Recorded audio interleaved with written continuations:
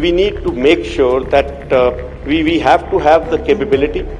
We need to have this trust between the forces and the industry. We need to be very open and forthright with each other so that this relationship doesn't break down anywhere. Bharat की सुरक्षा नीति और रक्षा प्रणाली को लेकर अक्सर सरकार बड़ी बड़ी घोषणाएं करती रही है।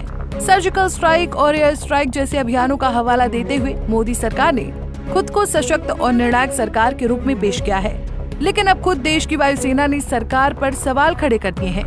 दिल्ली में आयोजित CII यानी कॉन्फेडरेशन ऑफ इंडियन इंडस्ट्री वार्षिक व्यापार शिखर सम्मेलन में वायुसेना प्रमुख air chief marshal Amarpreet Singh ने सरकार की नीतियों पर खुलकर असंतोष जताया है और सरकार पर गंभीर आरोप लगाए हैं। हालांकि गौर करने वाली बात यहाँ ये रही कि एयर चीफ मार्शल ने ये बातें उस मंच पर कही जहाँ खुद रक्षा मंत्री राजनाथ सिंह भी मौजूद थे, जहाँ राजनाथ सिंह ऑपरेशन सिंदूर की सफलता और स्वदेशी रक्षा प्रणालियों की तारीफ कर रहे थे। वहीं वायुसेना प्रमुख ने उसी मंच से सरकार को उसकी कमियों का आईना दिखाया, जहां रक्षा मंत्री ने कहा कि भारत अब दुश्मन की किसी भी ढाल को भेदने में सक्षम है, तो वहीं एयर चीफ मार्शल ने कहा कि जमीन पर हालात इतने बेहतर नहीं हैं जितना बताया जा रहा है। ऐसे में क्या है पूरा मामला और वायुसेना प्रमुख ने केंद्र सरकार पर क्या क्या आरोप लगाए हैं, उसके बारे में आपको विस्तार से बताते हैं। दरअसल दिल्ली में CII यानी कॉन्फेडरेशन ऑफ इंडियन इंडस्ट्री वार्षिक व्यापार शिखर सम्मेलन का आयोजन हुआ था। इस आयोजन में रक्षा मंत्री राजनाथ सिंह के साथ साथ वायुसेना प्रमुख air chief marshal Amarpreet Singh भी शामिल रहे। इस मौके पर मंच को संबोधित करते हुए रक्षा मंत्री राजनाथ सिंह ने ऑपरेशन सिंदूर को लेकर मोदी सरकार की तारीफ की। साथ ही पाकिस्तान के एयरबेस को किस तरह से निशाना बनाया गया, इसके बारे में भी खुलकर जानकारी दी। साथ ही उन्होंने इस ऑपरेशन को सफल बनाने के लिए डिफेंस फोर्सेस की सराहना की और इस सैन्य संघर्ष में इस्तेमाल किए गए रक्षा प्रणाली के सभी उपकरणों का जिक्र करते हुए उन्होंने आत्मनिर्भरता की ओर बढ़ते कदम को भारत की रक्षा प्रणाली के लिए एक रक्षा कवच की तरह बताया।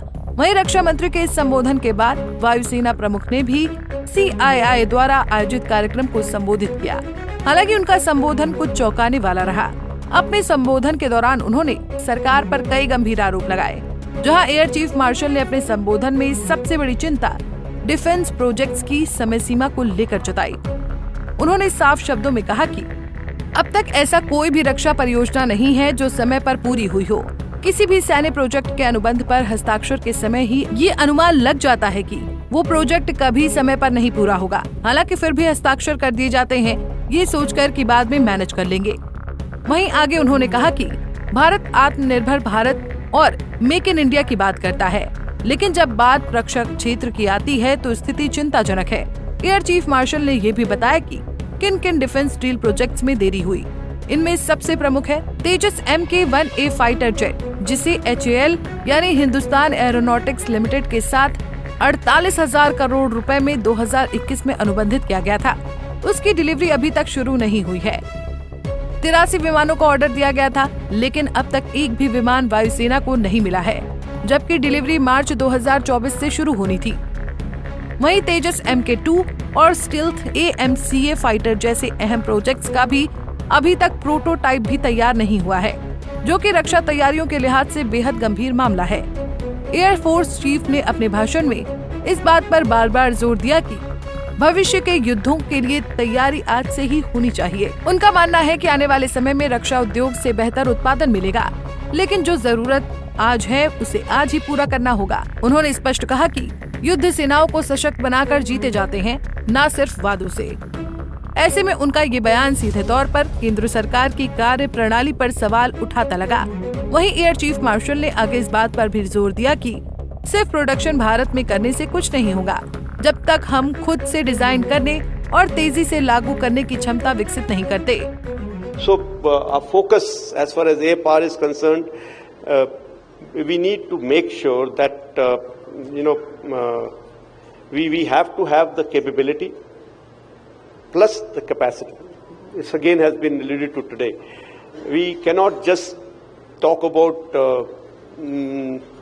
producing in India. We need to start designing and developing in India also.